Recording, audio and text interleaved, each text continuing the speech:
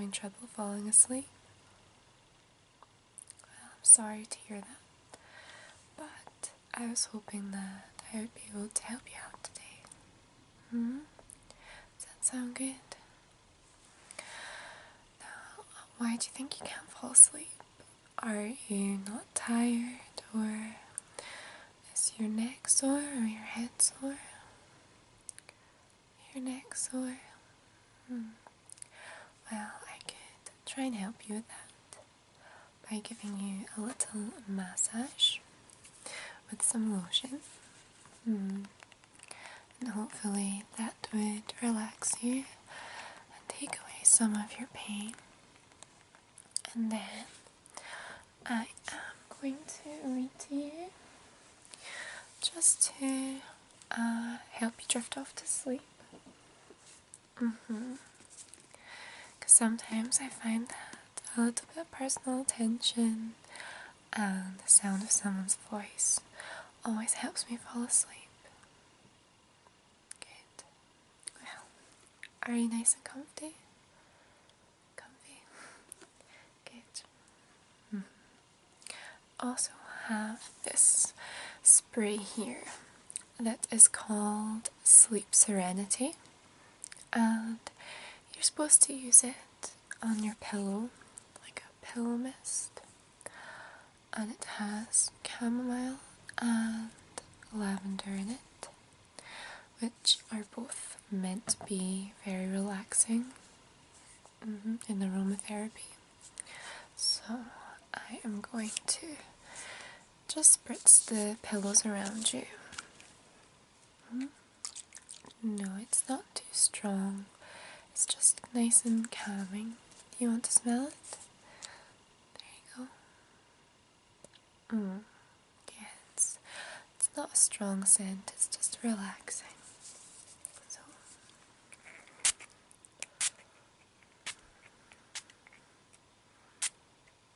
is that enough? A bit more.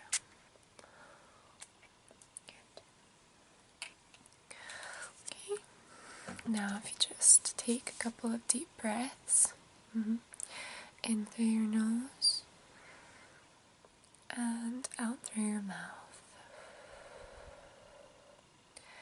In through your nose and out through your mouth. You just keep doing that, and just to make sure that you can breathe in this scent. And it should hopefully be nice and relaxing for you. I think the bottle makes a nice sound as well.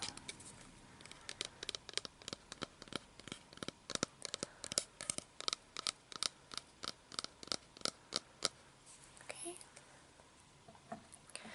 Next, I'm going to take this lotion. And this is a cocoa butter formula, so it's nice and rich and soothing, and I am just going to rub it into your neck. Okay? How's that?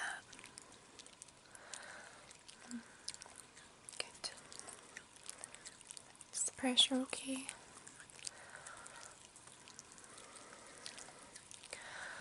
The other side.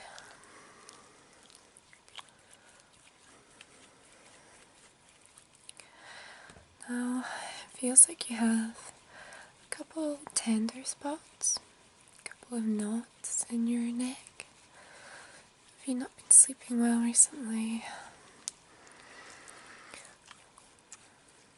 I'm trying to be gentle but firm so I can just unwork some of these knots. Maybe you've just been lying in the wrong position, or has there been something stressing you out recently? Sometimes they can contribute to neck stiffness. Some more lotion.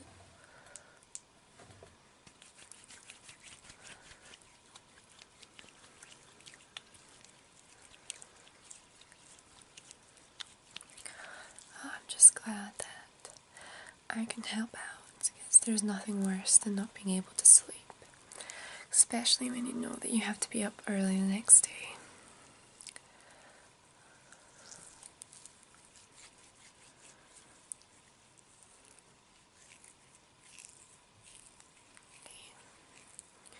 So your left side hurts a little bit more. Yeah. It does feel quite tense.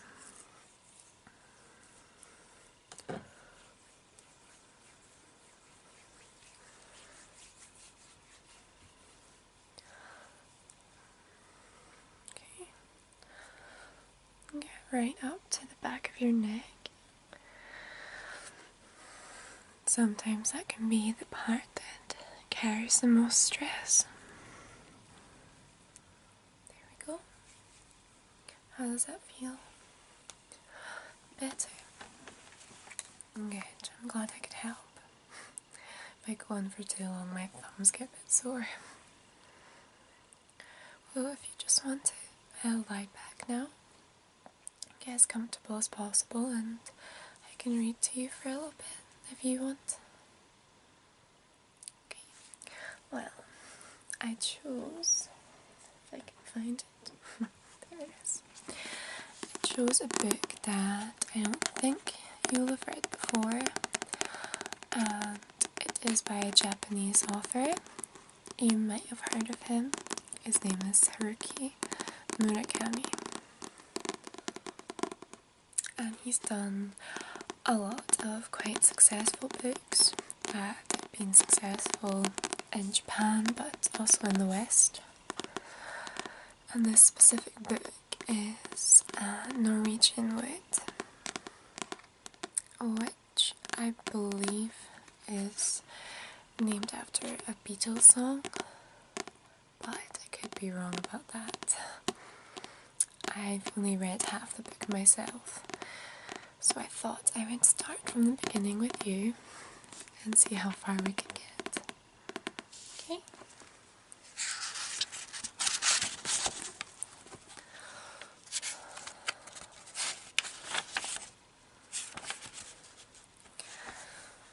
I was 37 then, strapped in my seat as the huge 747 plunged through dense cloud cover on approach to Hamburg airport. Cold November rains drenched the earth, lending everything the gloomy air of a Flemish landscape. The ground crew in waterproofs, a flag atop a squat airport building, a BMW billboard. So, Germany again. Once the plane was on the ground, soft music began to flow from the ceiling speakers. A sweet, orchestral version of the Beatles' Norwegian Wood. The melody never failed to send a shudder through me. But this time, it hit me harder than ever. I bent forward, my face in my hands to keep my skull from splitting open.